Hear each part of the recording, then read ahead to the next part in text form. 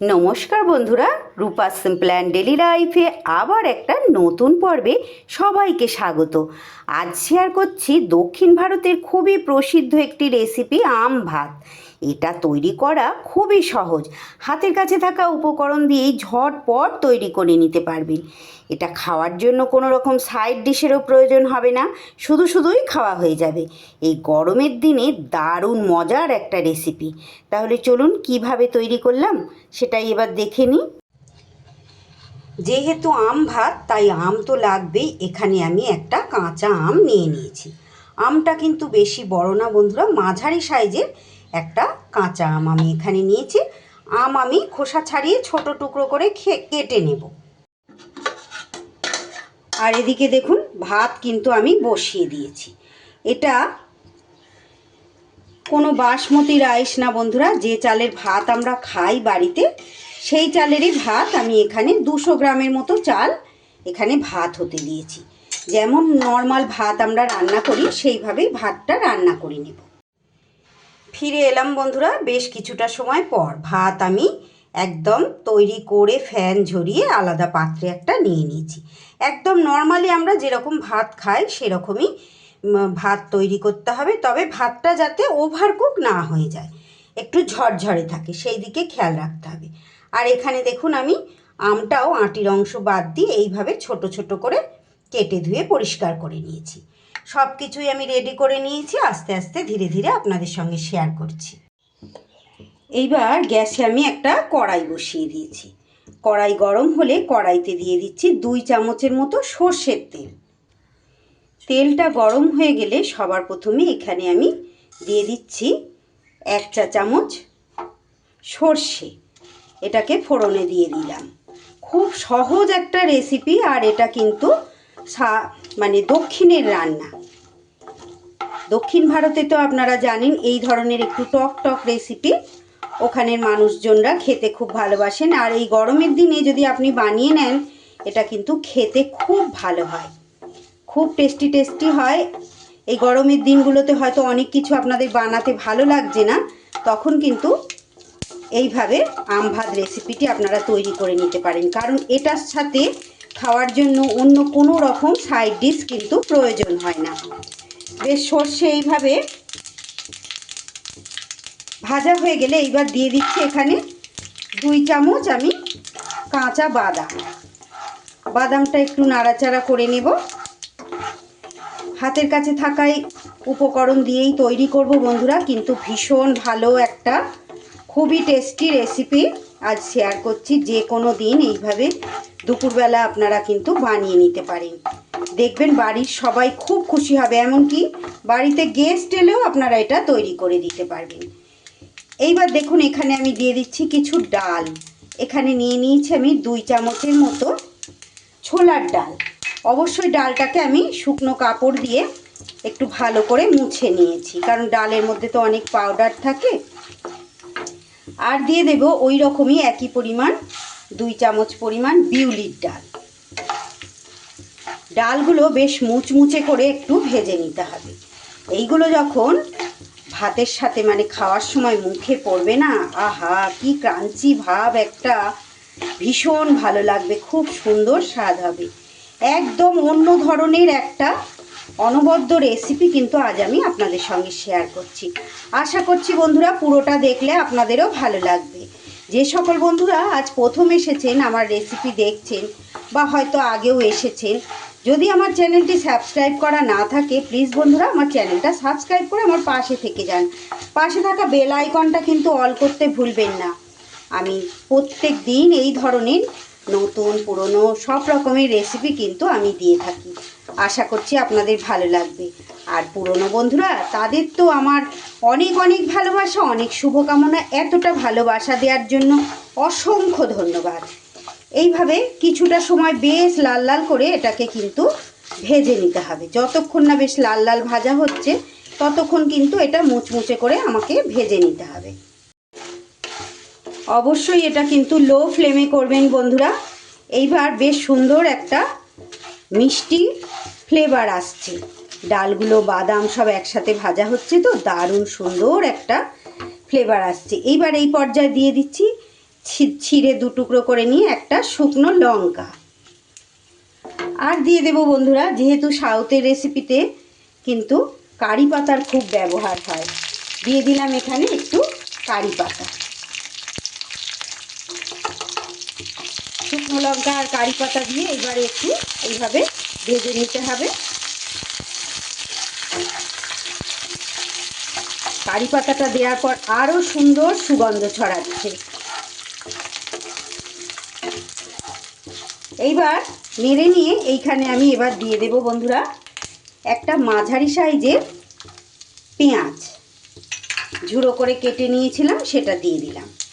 এবার পেঁয়াজটা দিয়েও কিন্তু খুব সুন্দর করে পেঁয়াজটাকেও একটু ভাজা ভাজা করে নিতে হবে।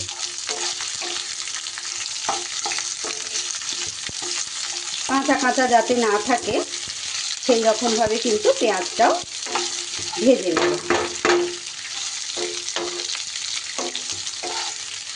একদিন খেয়ে দেখবেন বন্ধুরা, বাড়ির সবাই ভীষণ তৃপ্তি করে খাবে।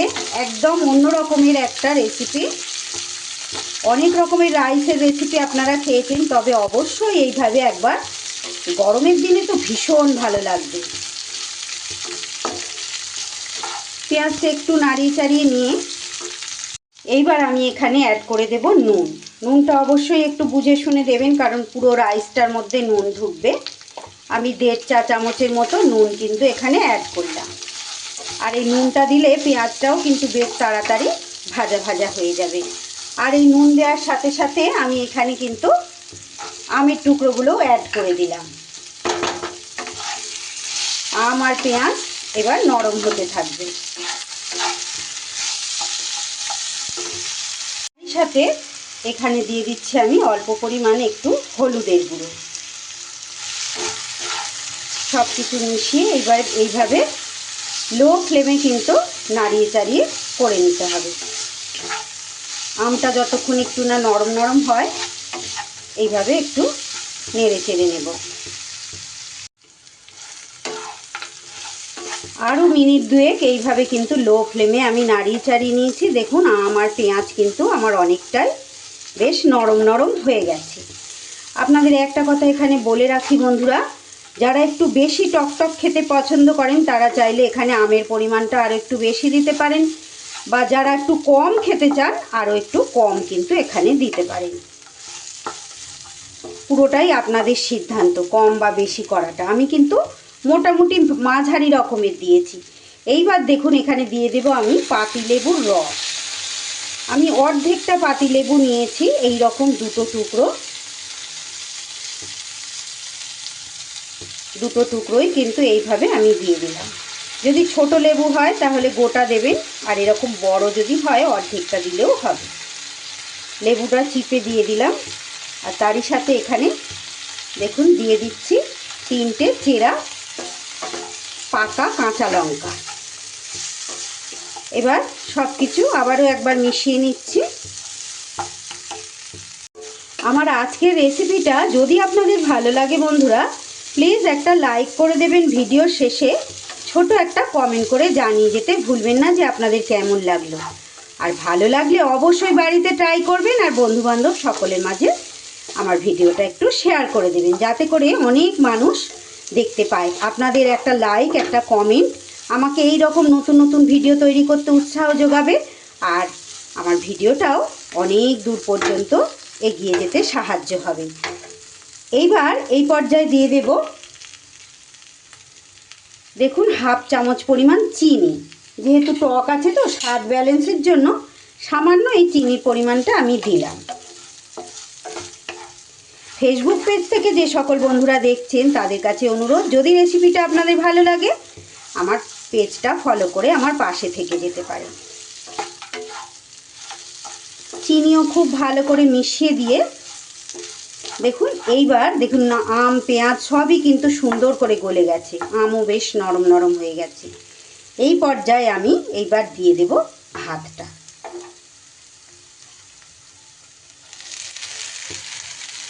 বাড়িতে গেস্ট আসলে যদি তাদেরকে একদিন করে খাওয়ান না বন্ধুরা, আপনার প্রশংসায় পঞ্চমুখ হয়ে থাকবে তারা। সব শেষে এখানে কিন্তু দিয়ে দিলাম একটু ধনেপাতা কুচি।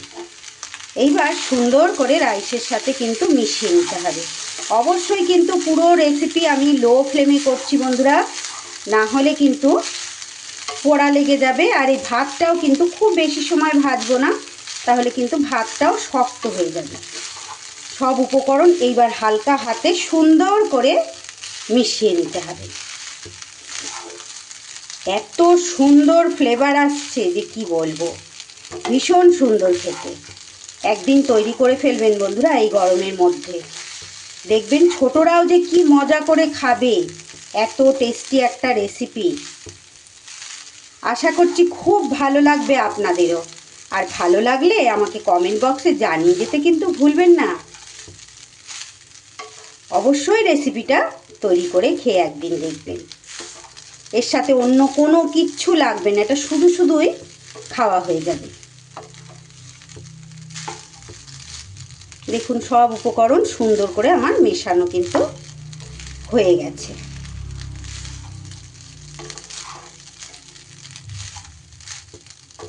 তাহলে আজকে আম ভাতের রেসিপি আপনাদের কেমন লাগলো বন্ধুরা? ভালো যদি লাগে, লাইকটা যদি না করে থাকেন অবশ্যই ভিডিও শেষে লাইকটা করে দেবেন, আর ছোট্ট একটা কমেন্ট করে জানিয়ে যাবেন। আমি কিন্তু আপনাদের কমেন্টের আশায় প্রত্যেক দিন এই ভিডিওগুলো কিন্তু শেয়ার করে থাকি। আর আপনারা সুন্দর সুন্দর কমেন্ট তো আমাকে করেনই, আমি ভীষণ খুশি হই আপনাদের কমেন্ট পড়ে। ব্যাস, এইবার কিন্তু আমার পুরোপুরি রেডি হয়ে গেছে আম ভাত। এবার আমি গ্যাস বন্ধ করে দেব। এইবার গরম গরম পরিবেশন করে দেব। কতটা কালারফুল দেখতে হয়েছে দেখুন। আজকের মতো তাহলে বিদায় নিচ্ছি বন্ধুরা, আবার দেখা হচ্ছে নতুন কোনো রেসিপির সাথে। ততক্ষণ আপনারা সবাই খুব ভালো থাকুন, সুস্থ থাকুন। সকলকে অসংখ্য অসংখ্য ধন্যবাদ এতটা সময় ধৈর্য ধরে আমার সঙ্গে থাকার জন্য।